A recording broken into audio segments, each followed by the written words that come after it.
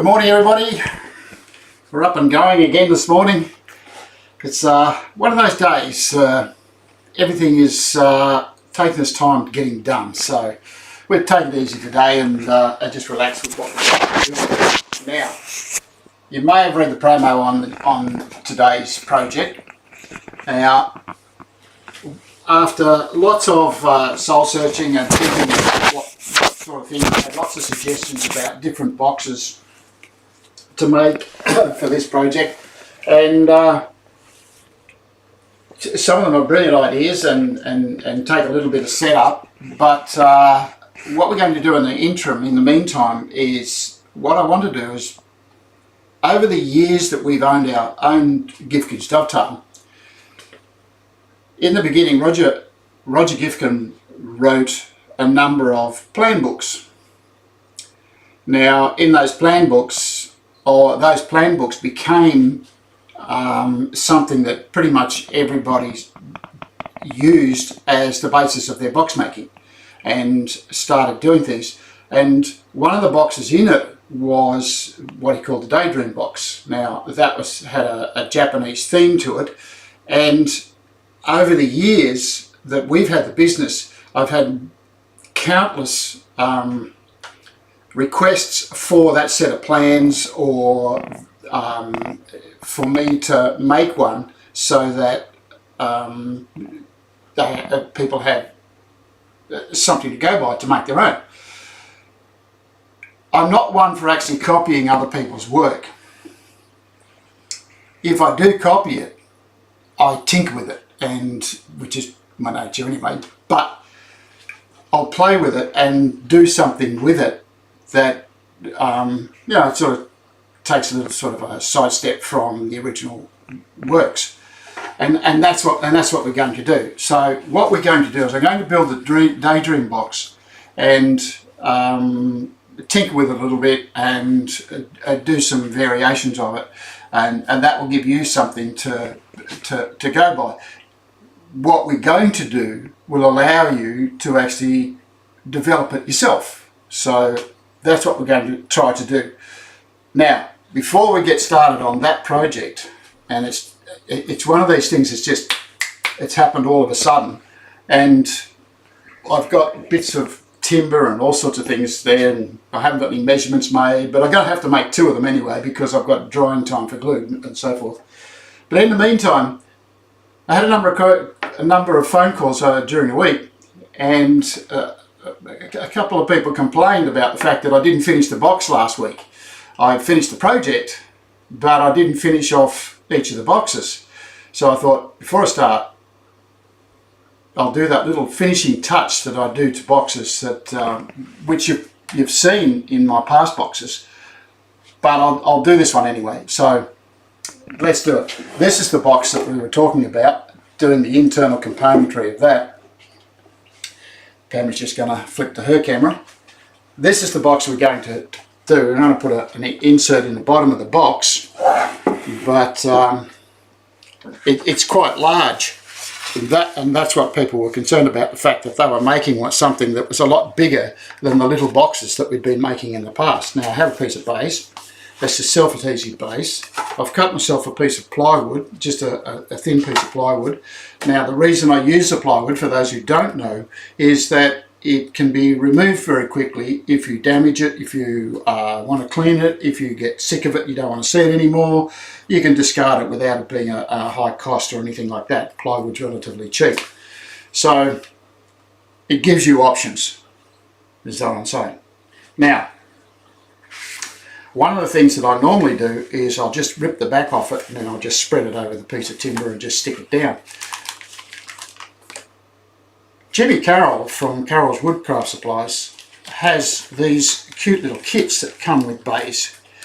It's a little knife, one of those ones that you break the end off when it gets blunt, and it has this little squeegee in it. So if you buy bays, you can actually purchase that from Jim Carroll. If you buy enough bays, he'll probably give it to you, but I didn't say that. This is what it looks. This is what that little squeegee looks like. It's hard plastic on the bottom here, and it's got a felt covering over the top of it, and I should presume it's used to squeeze the bubbles out of your work, out of your thing, and stick things down. So let's get started on this. When I cut my piece of timber, I'll stick the piece of baize to the worst side so that the best side is still available for people to look at if you wish to take it out. So that's going to fit in there. I think it's that way.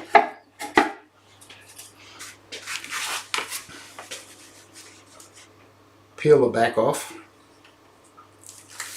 Now I like to peel the whole back off, not just do half of it and then try and roll the rest of it out. And once I've cut it just a little bit bigger than it should be, I'll just place it on there lightly. Don't press on it at all. And then if I get this and work from the centre,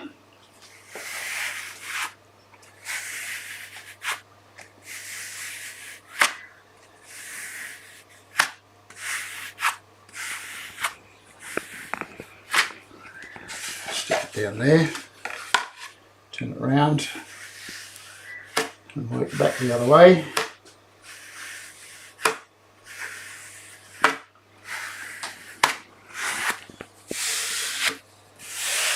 Make sure that's all down, no bubbles.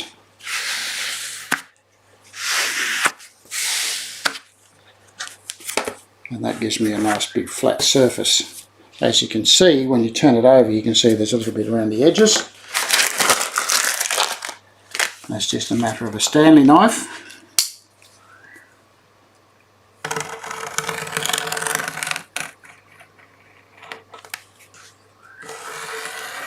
You don't need to press all that hard to cut this stuff. It's fairly easy to cut.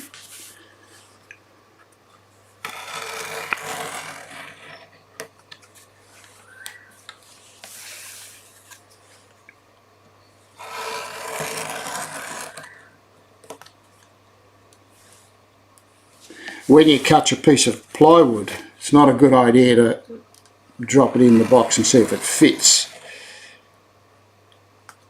Because if it doesn't fit and it's jammed in there, you can't get it out without damaging it. So there's my piece of baize.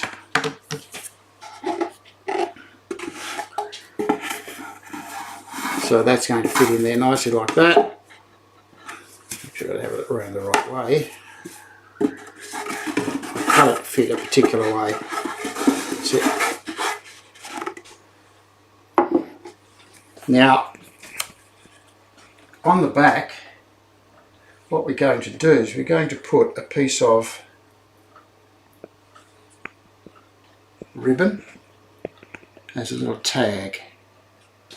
And that little tag is so that we can remove the thing if we wish. Now, there's no need to go all out and try and make it in the middle or anything like that. A guess is good enough. Remember, the tag is not the important part. If you have something in there that's actually going to interfere with that tag, you can put the tag anywhere you like. Now I like to stick the tag down. And so I put some super glue on there to hold it down. And now I'll put a piece of tape over the top of that.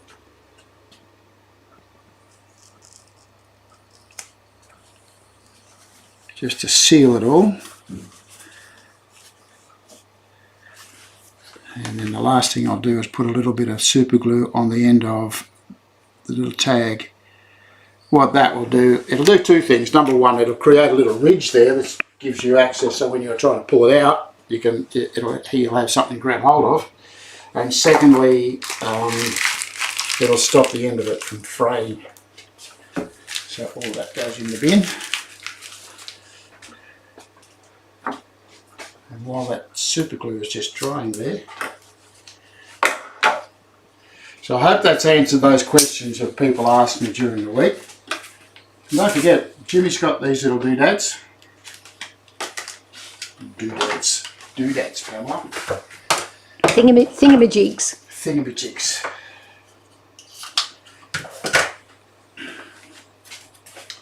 just going to wipe some of that excess glue off there.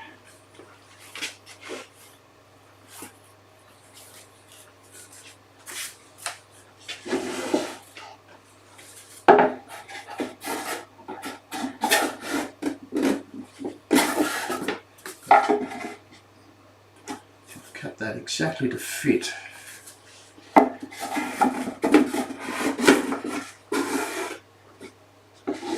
And there we have.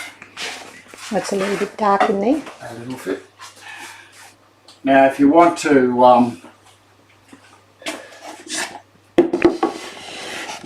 to, change the colour, it's just a matter of pulling that out and replacing replacing the bit of base. The piece of ply is going to stay like that forever. I generally don't put a finish on it. I just leave them raw. That way any moisture or anything like that that happens to be floating around during humid days tends to soak up and release, and you know, you get movement and all that sort of thing. So yeah, so it'll look quite nice. Generally that's all done after all the finishing is done. Okay, so I'm finished with that box. Let's get on with the project that we were actually started with. Now,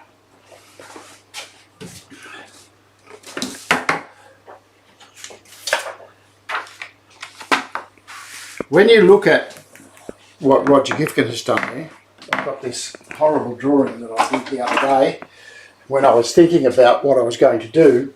I started, and if you've looked back over my other projects, you'll see that I generally start with this sort of whiteboard stuff before I actually get a plan. So I generally don't have a plan for it. Now, this booklet, actually I'll have a look, I'll turn the book over for you. If you happen to have one of these books, in it, they're not printed anymore, so don't ask me for one. In it there are a set of measurements for each of these different types of boxes that Roger does, or did, and planned. He's an expert box maker and he did some brilliant stuff. There are sets of measurements in there. Now, like I said, I tend not to go by other people's measurements and try and copy other people's work.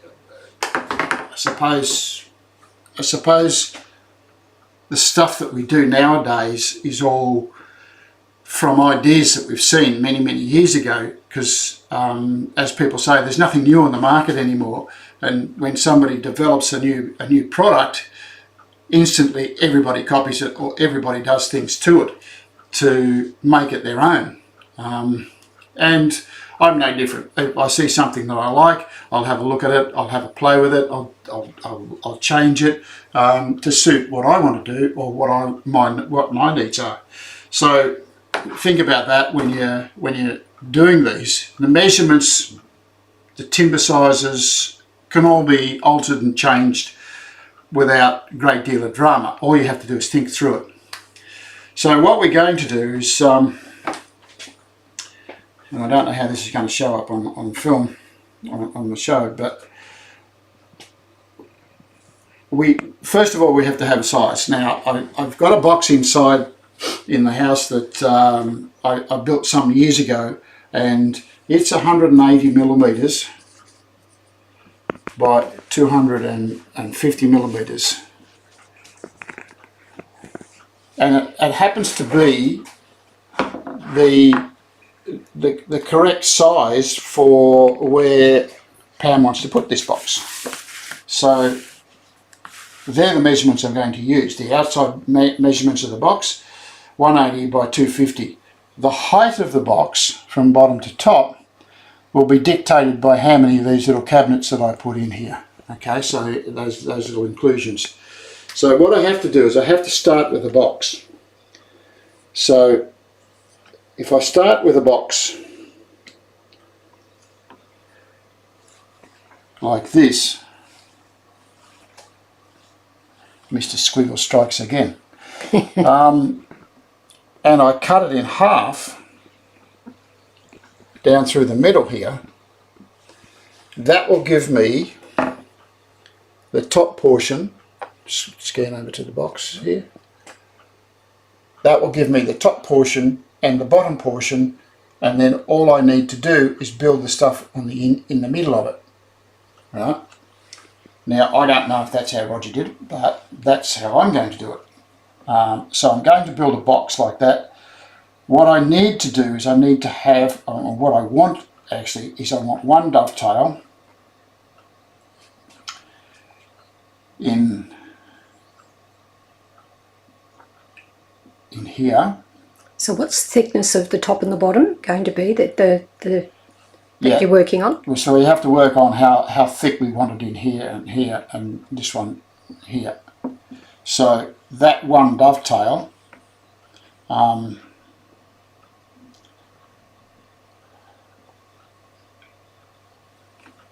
there and one dovetail here. Having trouble drawing today.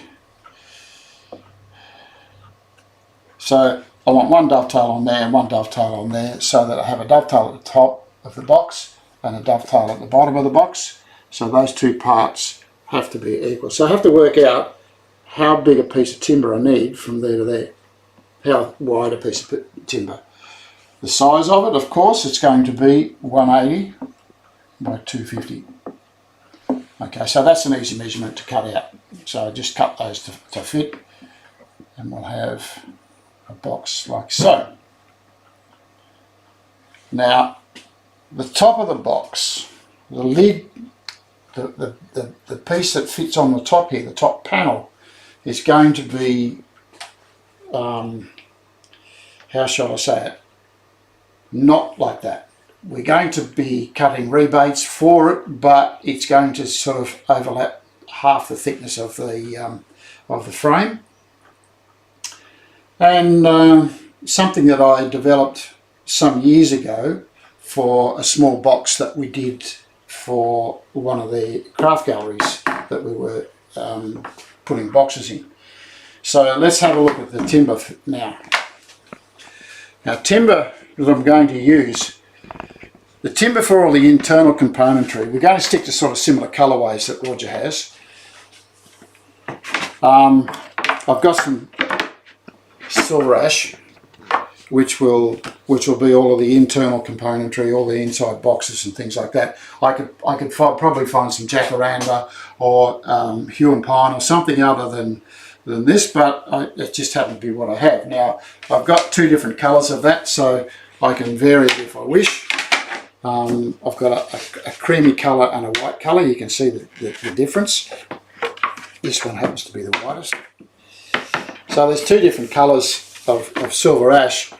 So we've got to look at the colour of it. The sides of the box are going to be rose mahogany. Now I've got this beautiful rose mahogany that I've had I picked up years ago, which will be enough to be able to make a top and a bottom. And as you can see, it's just in pristine condition. It's beautiful. It's quarter sawn, and it's just really, really nice timber. All 12mm thickness, apart from that bit on the end, of course. So it's 12mm thick, so that can be the top and the bottom because of the way the box is going to be made. And for the top, I've got another piece of rose mahogany here which needs a bit of dressing down, so we probably won't get at that today. This piece of rose mahogany is off the same board, off the same tree, nice and wide, and that will be the top. I could use one of these panels. Now you saw these panels over the years. I've been collecting little panels like this that have got lots of character and grain and so forth. This is hue and pine. This is camphor laurel. You can see it's got some beautiful fear in it. This is another version of rose mahogany, red banksia, and of course walnut. So I've got a few choices as to what I like. That one. And Pamela happens to like that one. It's when you look at the colours against the timbers that we're going to match up, This one here fits with all of those. It's got light and dark in it. This one here has a lot of patterning in it. So it probably, until we get the box made, we probably won't be able to see exactly how it's going to look. But this one does fit together. So when you're building your boxes, collect your timber and your bits and pieces and lay them out and put them together to see exactly what things are going to look like. I'm sure that this one here would also look very, very nice against the timber. It seems to be a bit more, a bit lighter, but it's towards the outside of the tree. This is towards the centre of the tree. So we've got more heartwood in that one, and this one is towards the outside. But again, quarter sawn and in beautiful condition, and we can use that. For the bottom of the box, we've got some 4mm, and this is tipuary. A timber called tipuary. It's a uke from northern Queensland. It's quite hard, and as you can see, the colourways is quite good with it. So it fits with everything that we've got. I just don't have enough silver ash wide enough to be able to make it a bottom out of it. So I have to get something that's similar. It's going to be exceptionally well fitted. So when people turn it over, they'll be able to see some nice timber in it. So put your timber together, have a bit of a look, lay it all out for yourself, and what we will do first up is we'll make the frame. So the first thing I need to do is I need 2 pieces of timber 180 wide, 180 long, and 2 pieces at 250 long, and I need them out of this, and I want to try and get them so that the grain will run around the piece of the box. If it doesn't, well, it doesn't really matter, because the timbers are so, the colours on them are so bland, and there's not a lot of grain patterning that will actually interfere with anything. So let's have a look at that.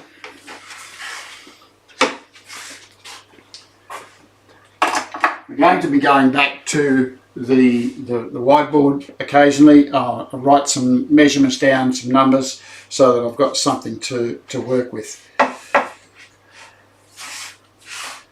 Okay, I've got markings on the end of there. What I'm looking for now is I'm looking for any faults that might need to be either cut around or discarded, and that includes cracks.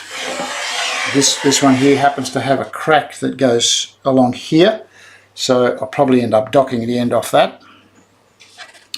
It also has part of the bark edge missing here, so I probably can't use that much of this bit, but I could probably use that bit. So thinking about it, this one here has little cracks here. The rest of the timber looks pretty nice, so I think I'll use this bit here. I'll just dock the end off it, and then I'll measure up my pieces. So I need a ruler.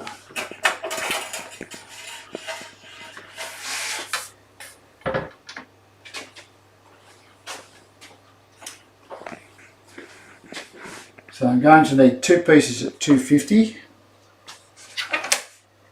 Use the right side of the ruler, so we're looking at something about there, 250 and 180. And look at that, I could probably get the whole, all 4 sides out of 1 piece of timber, which is really good, because then I can keep this one for something else if I need it. Well, for the second box, maybe. Second box, maybe, yes. Yeah. All right. Let's do a bit of docking.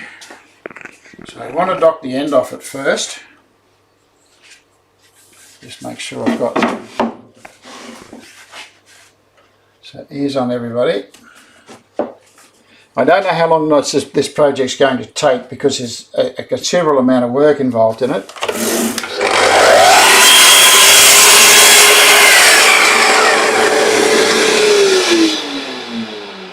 Aussie doesn't care how long it takes, Cole. I know you don't, Aussie. Okay, now, there's my ruler. have it there, here we go.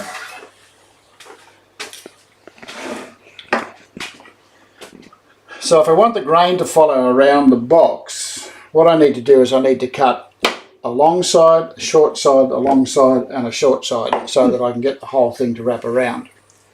So the best way to do that, and to make sure everything is accurate, here's my 250 mark.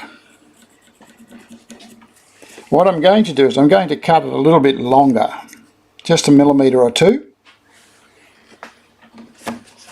I'll show you why. So I've got my 250 mark there.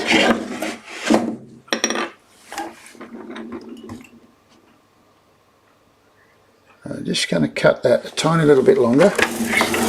Here's on.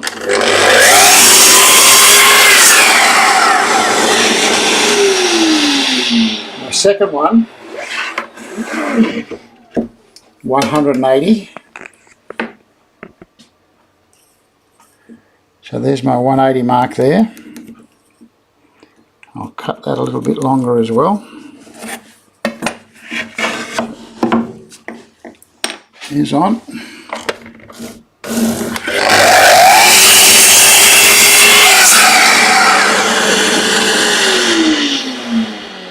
Now if I cut my second piece, sit this one on top of here,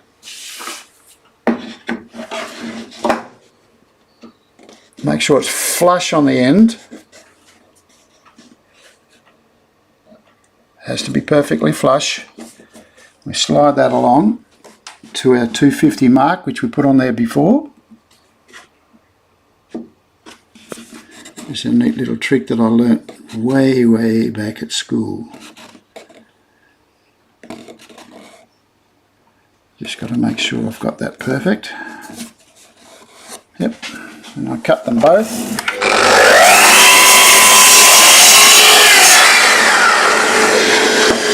So now both pieces are exactly the same length.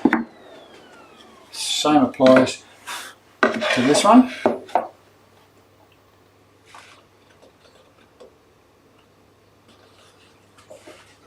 180.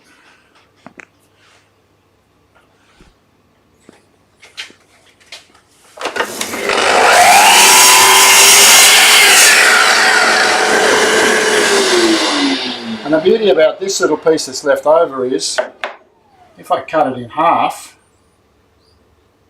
or thereabouts,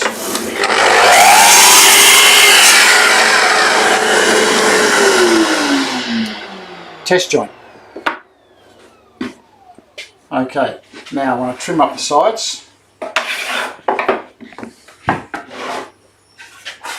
I still haven't worked out how high my box is going to be yet. I'll do that in a second, but I want to trim the timber up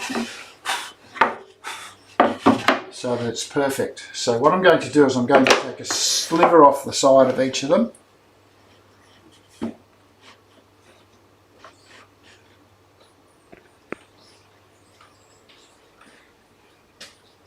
That's just the tiniest little bit of a sliver off the side.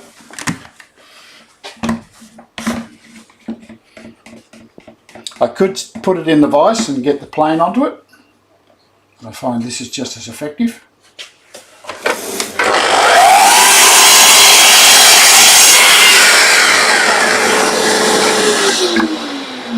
The thing to remember when you're using your electrical tools, just make sure they're all set to square, they're all accurately aligned.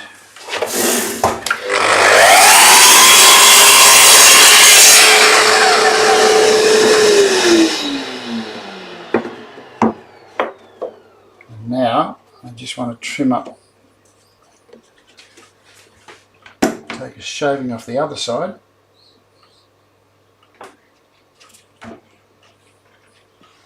I don't often show my preparation for projects, so this time I am. I find it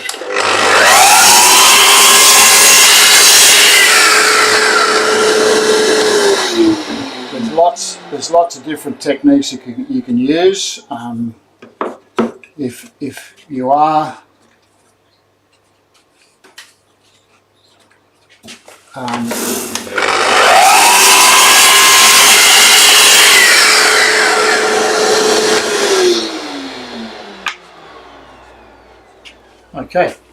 go back to the bench.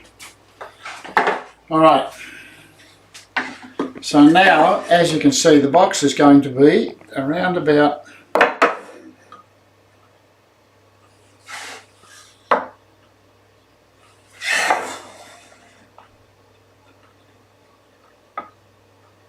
that big. Once we've got all the joints made and everything all fitted together, one half of this will be on the top and the other half will be on the bottom. Okay, so let's figure out what width we need. I should have marked the numbers for the thing. So I'm going to use the A10 jig. And what I have to do is I have to expand the joint in the middle so that I can cut it off and I still have my joints. So if I sit that like that, and I'm just using guesswork here. I'm not going to go chasing different measurements. I'm just going to make my own system. If I sit that like that, it looks a bit like I can get 2 dovetails. If I split that down the middle, I can get 2 dovetails. That'll give me half a dovetail here. You don't really want that. So what I would like to do is I would like to cut that down the middle of there, so I'll end up with 2 dovetails. What do you think, Pamela? 2 dovetails, top and bottom. And then I'm going to I'll expand the centre and I'll take that out of there, so that'll give me 2 there, 1 there, 1 there, 1 there, 1 there. That'll look quite nice, I think. So, let's look at how we're going to do that. I might need to take a little bit off. So if I measure from here to here, now you don't have to do it this way. What you can do, I'll have to find a ruler. What you can do is see if you can find somebody with a book, take the measurements out of that. But I don't want to do that. Okay, so I'm looking at, say, 75 millimeters plus the material I'm going to take out of the middle. Now, if I cut with a 4mm router bit, if I cut the centre with my 4mm router bit, what I have to do is I have to add 4 millimeters. So I had 75 millimeters, and 4 millimeters gives me 79 millimeters.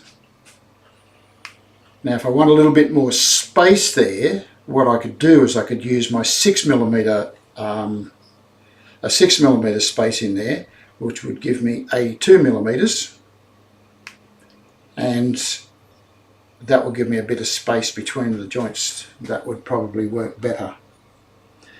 So let's look at 82 millimeters.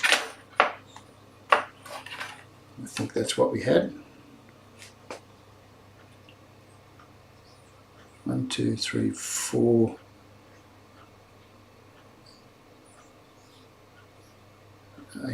Oh, actually, I've got it wrong. Check your measurements. We need 90 millimeters. And that will give me a 6 millimeter space in the middle that I can expand and take out, and that will give me a bit of room to work with if I make an error. So 90 millimeters is the width I need. So I need to trim these down to 90 mil.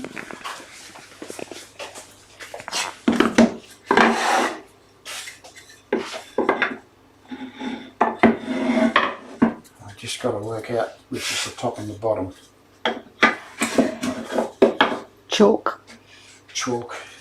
You're right, Pamela, chalk.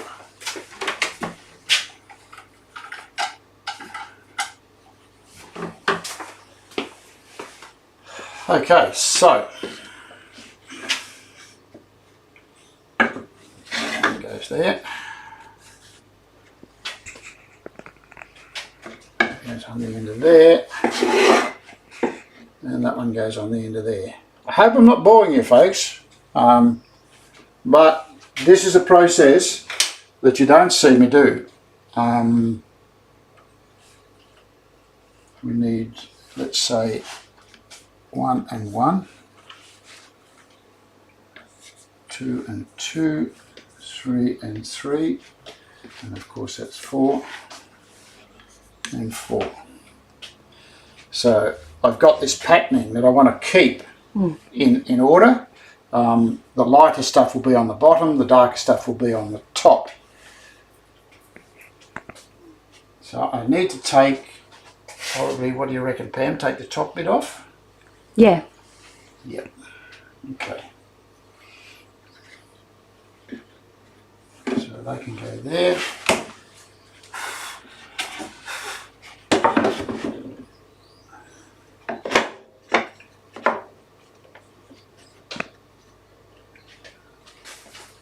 Right.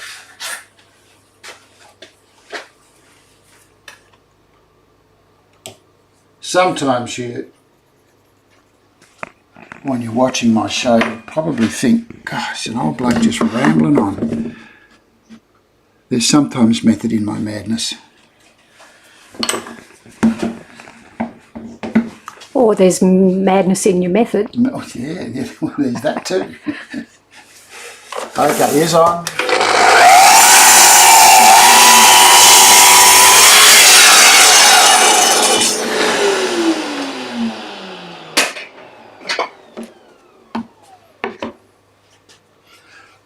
I think the idea of using the 6mm is a great idea. Okay.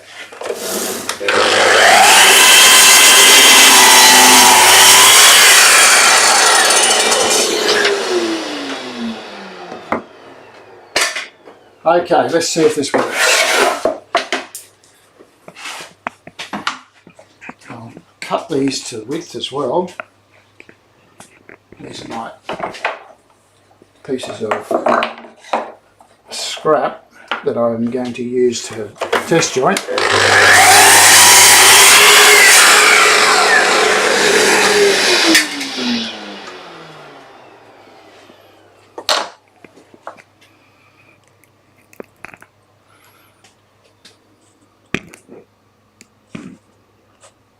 Perfect. Okay.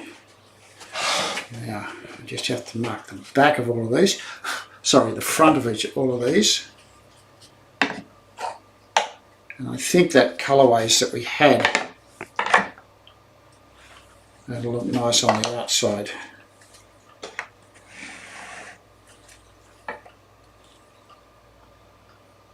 And the way to check it is to turn it over.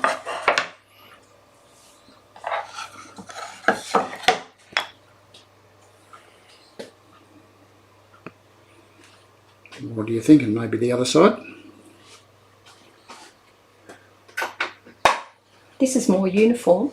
It is a lot more uniform. Yeah. We could probably use that side as the outside. Yeah. We've got this nice swirl here. Which could be the front of the box.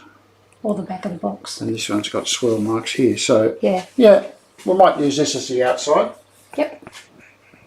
Where's my piece of chalk? I had a piece of chalk. I'll do another bit. Okay.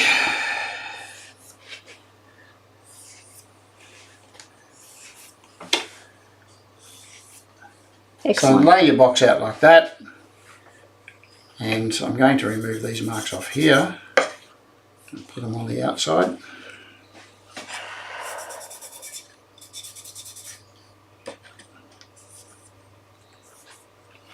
Even though they'll be upside down when we look at them.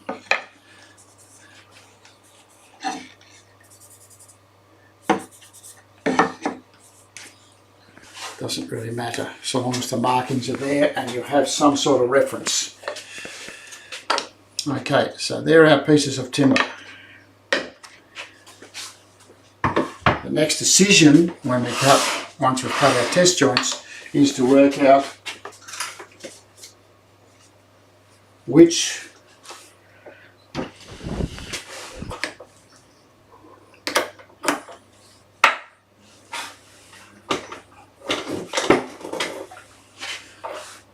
and I'm struggling, I forgot what I was going to say.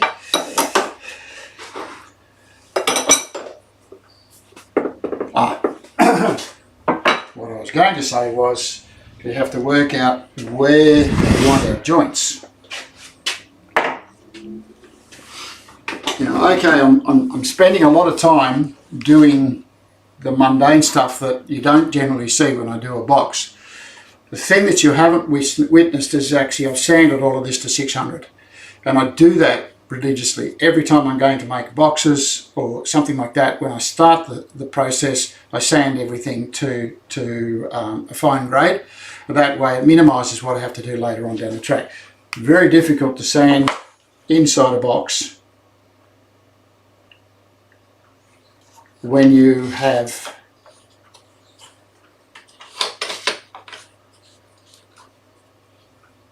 the box assembled. So if you sand it beforehand and make sure that everything fits and cuts correctly, you'll find you rarely have any problems. Okay, so with my test joints,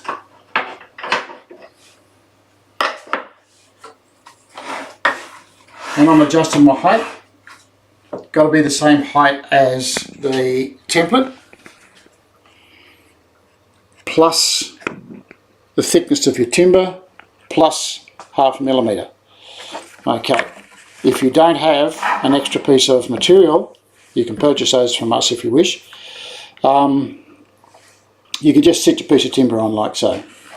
Got some sort of gunk on it. Piece of rag.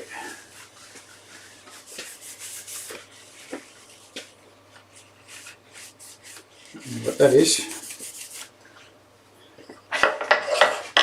just check that's the same height, that one's the wrong size. I have a number of these.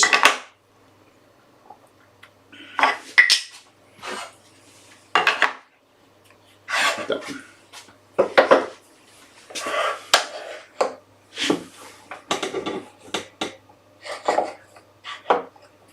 So same height, 0.5 millimetre. Now this is a test joint, so if you don't get the 0.5 mil right, it doesn't really matter. Alright? All you need is to make sure that your joints are going to fit together. That's what we're trying to check. So we have to adjust those. So first of all we cut our dovetails. Now when you're cutting your dovetails, make sure, and I keep saying this over and over and over again, make sure that you're going all the way into the joints, all the way through. Clean out everything in here. You can see this one's a little bit grubby because I was just using it before we started the show. And the thing that I didn't do, and I'm going to do it anyway because I've used the router bits, this is paramount to getting things right the first time up. Just take that off.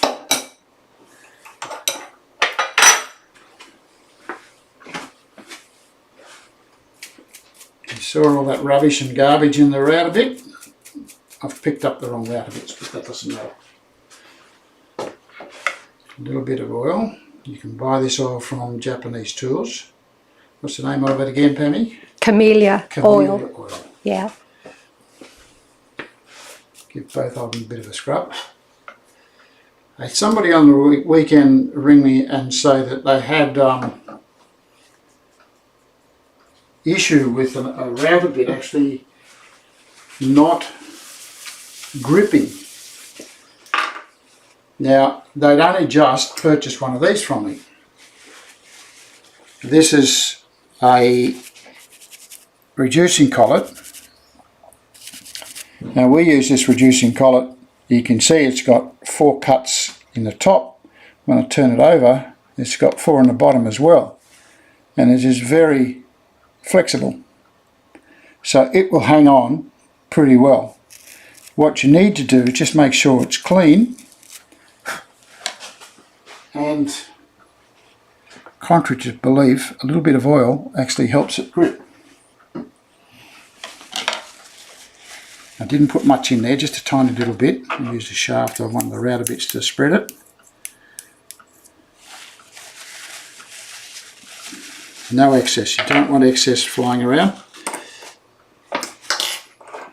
One of the problems that could be happening with the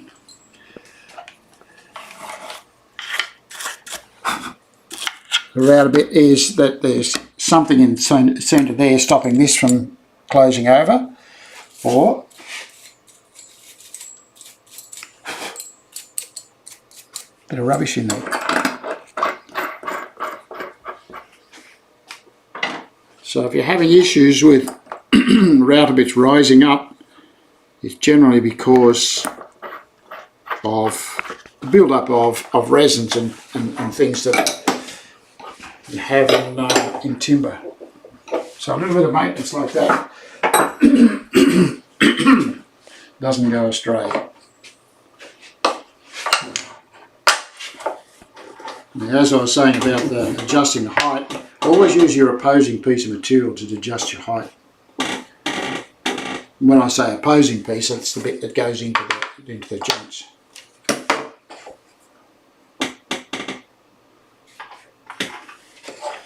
Okay,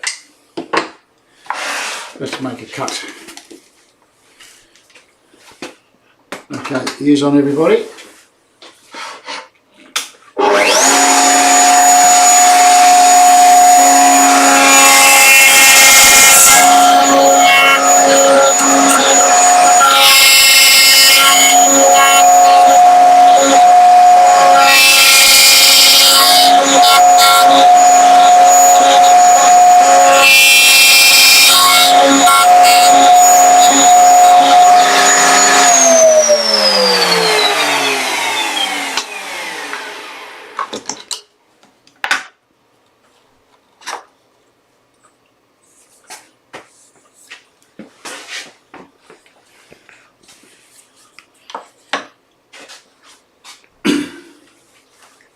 You can see I've got perfect joints there.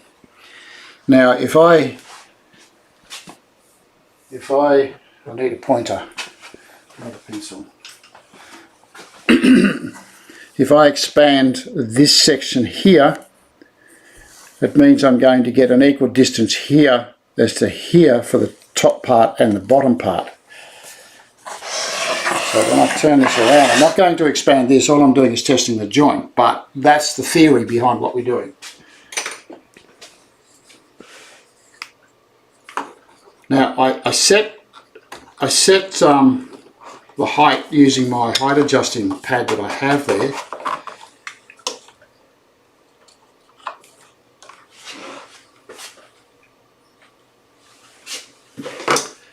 I keep losing things. One other way of getting the correct height every single time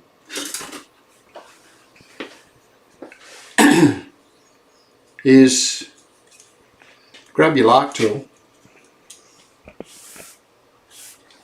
For those of you who weren't listening last week, this is a Corrigan signature LARK tool.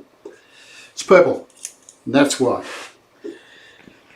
If you wish for one, we can organise for you to have one, a nice purple one. So all I'm doing is sitting that on top of the router bit and pushing it down to the table. Okay? So we'll hang on to that.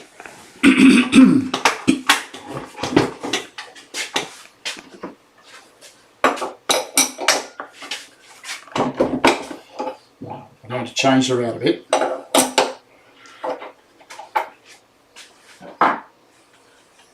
Now when you do your test cuts, make sure that the router bits you use to do the test cuts are the same ones you're going to use to do the project. Because if you've got one that's worn a little bit and you swap it around, you might find that the cut that you made is not going to work. here's something to look for.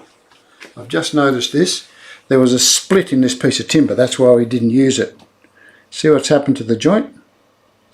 Now I can fix that if I wanted to, but I'm not going to. It's just a test joint.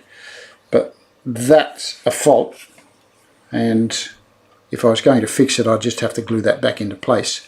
That's the little piece that came out of there. So just something to look for when you're dressing up your timber and when you're prepping your timber, is to make sure that you can either work around the faults or you can cut them out so that they don't interfere. Perfect for doing test joints. Okay, what am I doing? Stop talking, do something. So now,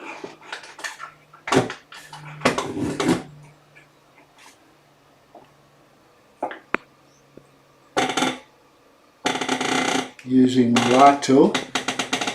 Now we have these for sale if you wish to buy one, or you can buy one direct from Derek. And derek.lark's on the line. Also, there's a link below if you wish to directly connect with him. John Gibbs has got a bit to say to me. Yeah. Ears on.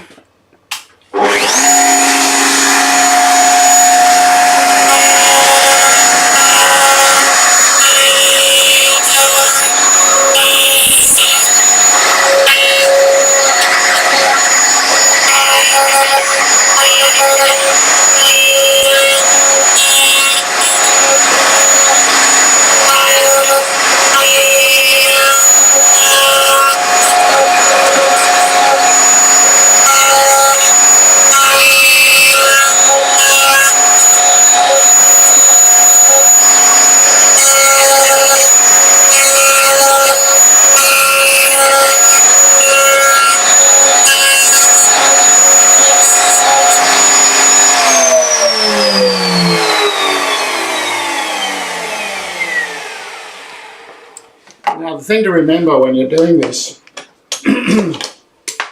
is all of your timbers are going to have different densities. So therefore they're all going to cut differently. So a piece of cedar will cut a little differently to a piece of rose mahogany, to a piece of silver ash, to a piece of camphor laurel. They will all have their own little idiosyncrasies that you need to deal with. Now, some cut better than others, some are sharper, cleaner, so you need to adjust for it, and that's why we do our test joint. Now all I'm doing now is just making sure that test joint fits, and I've got a perfect fit, but actually I think that will do. That's spot on. It's a little loose. I could take a shim out,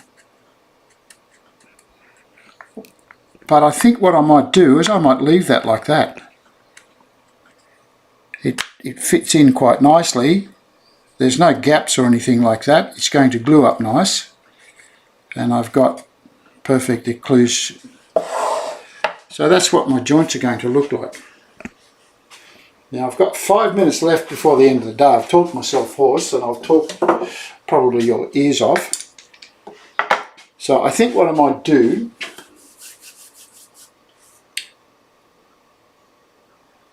I've got to cut the whole of the box at the same time, don't I?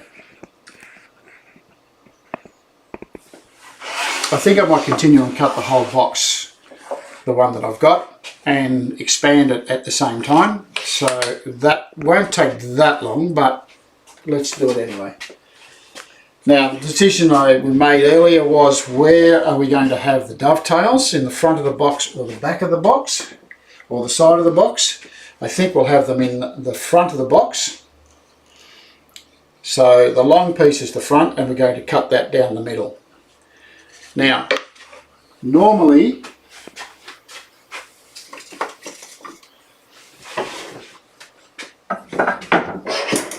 and by saying that I was going to use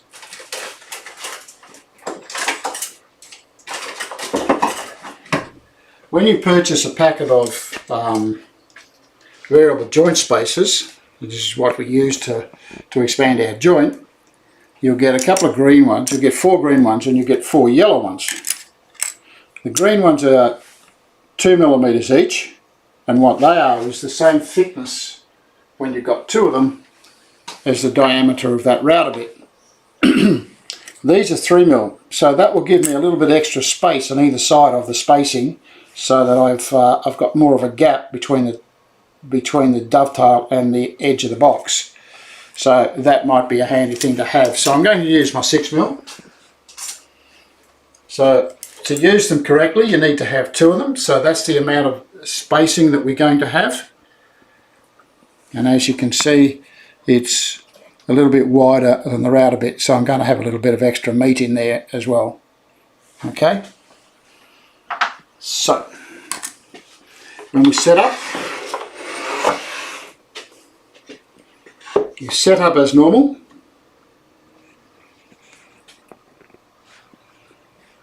Like so. You put one spacer in and bring up the other, bring up your stop, and then we move along and put our second spacer beside it, and then put the timber back on it. Now I'll go over that again just so that you're okay with it. I've got this set so that the distance, I'm evenly spaced here, so that it's exactly the right distance for those two. So I'll cut a joint there, there, there and there. Put in one spacer. So that accounts for that side. And then we'll move it along. Put in the second spacer, put the timber back. And what we can see, we've moved it 3mm. To this side here, got to overlap here now, and we've got that space there.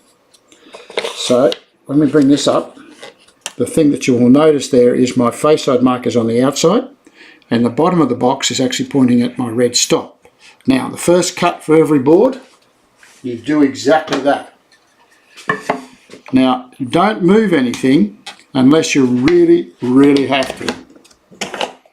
Okay, so what I'm going to do is I'm going to cut those two joints there, and then I'm going to move my piece of timber here, put the spacers on this end, and cut the two on this end. So let's do that.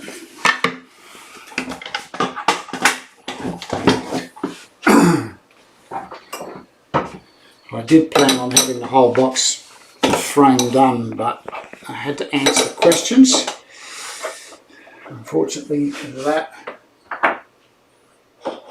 takes a little time. Just another question before you move on. When you're doing your timber prep and you get to the sanding, you use the MIRKA, don't you? Yes. You don't do it by hand. I used to do it by hand. I don't do that anymore. I now have a MIRKA, which does The MIRKA sanding system. It's a MIRKA sanding system. I'm going to do that up. Thinking about 4 or 5 things at once.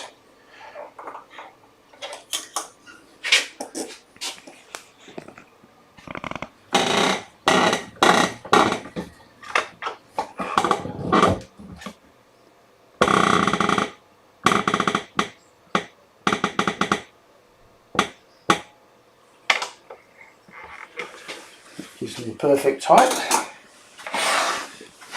So as you can see, the LARK tool comes in handy. I'm just going to have a little drink. So ears on everybody, and we'll start cutting.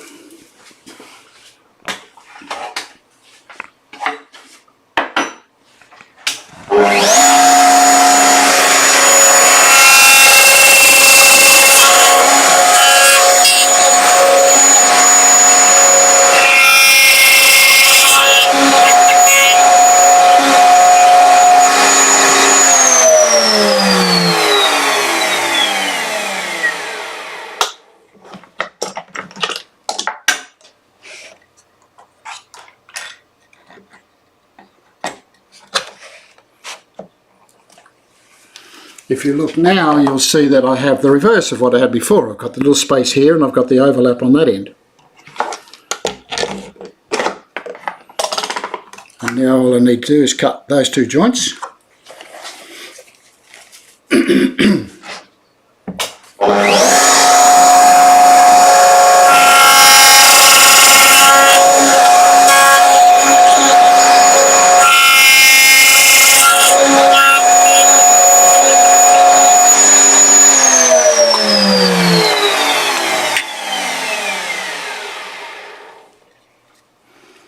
And you can see now I have quite a large space there, and once I cut that piece out you can see that my joints are all going to be exactly evenly laid out on the two parts.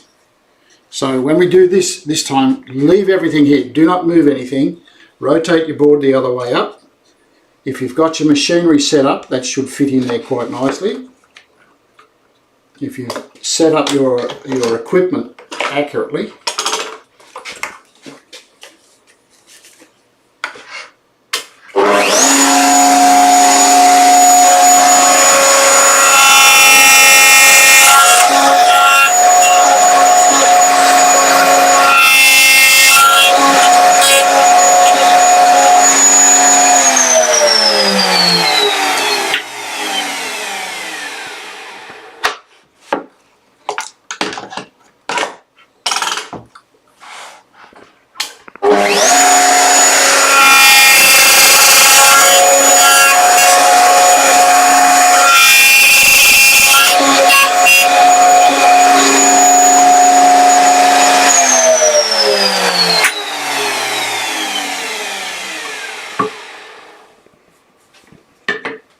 so that's board number one. And when we set this one up, this is where we started the last time. We had a little spacing here and we had a little overlap here. Cut those two, we had the yellow spaces there. And that's how we started, so we do it again.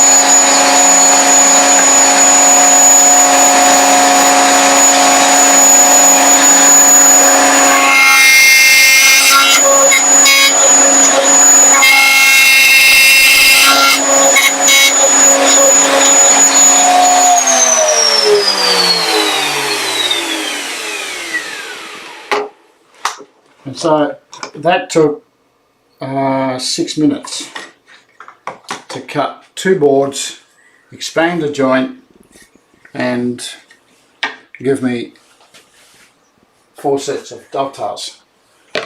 Now, when we turn this around, be sure that you leave everything as it is. I haven't changed anything whatsoever. I've left the variable joint spaces where they should be. This time, when we put our board in, we do exactly the same thing. We make sure the face side mark is out and the bottom of the board is pointing at my red stop.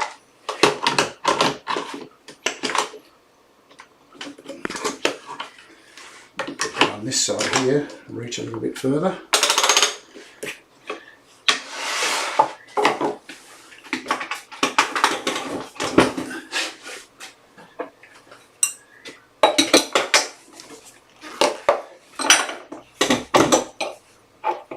Just changing my route a bit. The other thing that you need to make sure is that your backing boards are actually in reasonable condition so that you've got support when the router bit goes through your timber. If you don't, you'll end up with tear out on the inside of the box. Now back with my signature purple Corrigan signature LARK tool.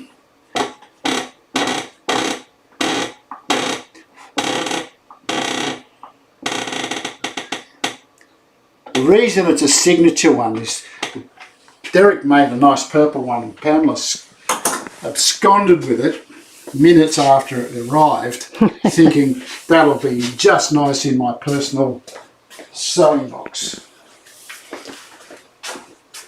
Which is where it ended up. And that sewing box happened to be the apothecary chest that we made last year. At the end of last year. So, okay, now we're going to do exactly the same.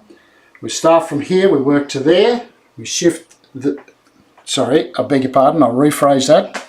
Start on the spaces, so we do that one, and that one,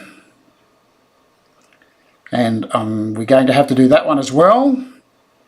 Then we'll shift everything along, redo the centre one and those two as well. I have to get that through my head. Quite difficult at times.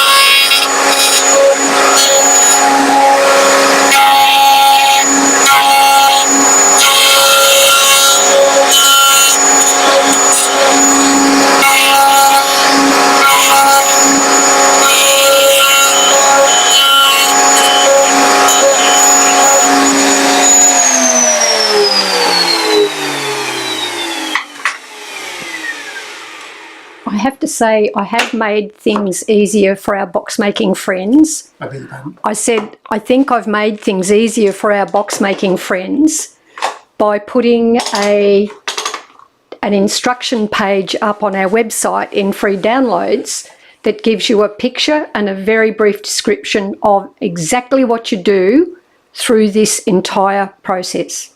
Expanding a joint. Expanding a joint. And it can work in concert with watching Cole doing it. So if you've got your computer in your workshop, you can have the cheat sheet printed off. It's nice in colour, but it works in black and white. And watching the vid again, yeah. Perfect, perfect. Okay, now I just have to take out this extra bit, that one and that one.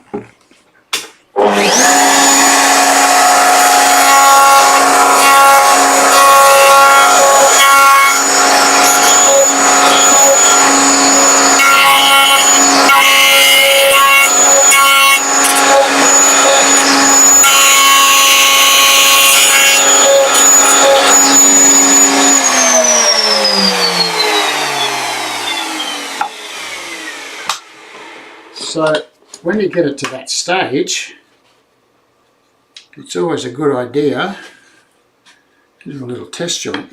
Okay, so that's number 3. There's number 3.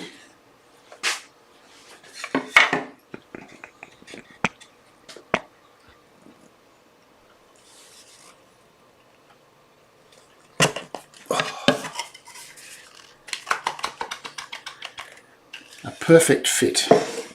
Flush on the top, flush on the bottom. I've got room to be to cut through the middle, and I'm going to have this much on the bottom of there and the bottom of there, which will mean the 2 parts will be quite nice.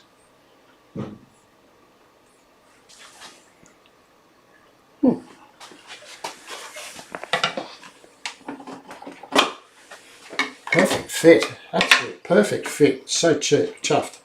Okay, put the board back in.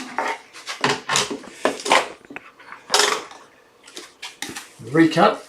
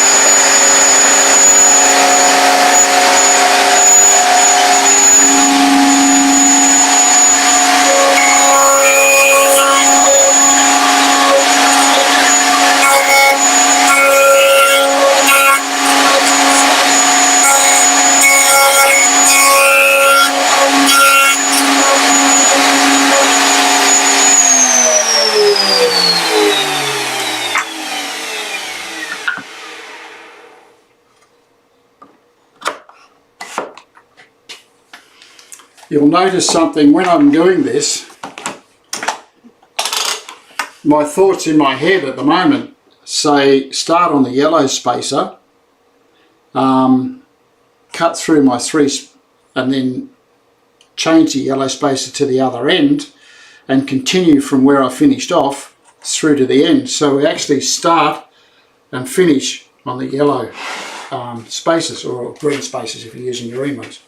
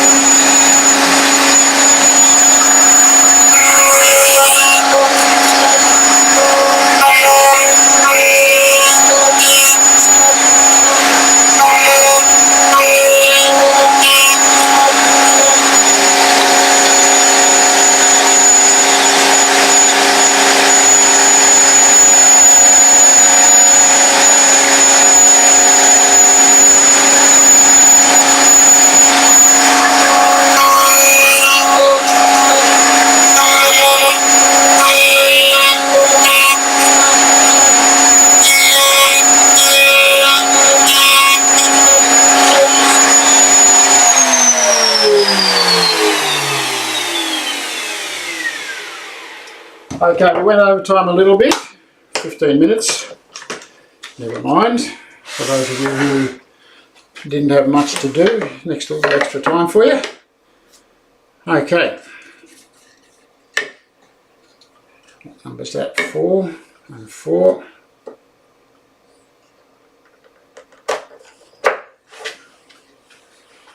Obviously that's 3.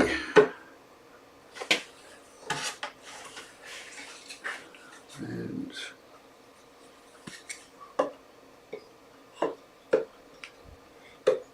2 and 1.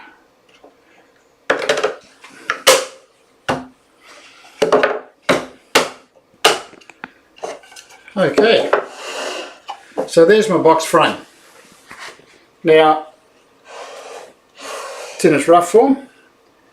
What I need to do with it now is I start looking at doing the top and bottom panels, because they need to be in there before we actually cut the box apart. So that's our next week's task, is to make the top and the bottom of the 2 panels and hopefully get the box cut in half. What I will do in the meantime is I'll make a second one and have it all glued up and ready to go, so that I can show you the process of actually cutting it in half. I'll try and sort of get the process a little bit moving along. When we glue this one up next week, it takes a little bit of time to get it glued up, so because of the way we're going to do the lid. The lid's going to be a very, very special piece, and something that I worked out a few years ago, so we'll see how we go from there. So anyway, that's it for today. I hope you enjoyed it. For those of you who are asking about the inlays for the last project we did, I've just done one of them, which is that one there. I've just got to do the rest of them at some stage or other, but that was the process that we had to go through to get that done. So as always, if you haven't subscribed yet, or about to subscribe, free service, you can jump on the channel and ring the bell, and you'll get notification that we're on the air every Sunday morning. So have a good one, everybody, and I'll see you all next week.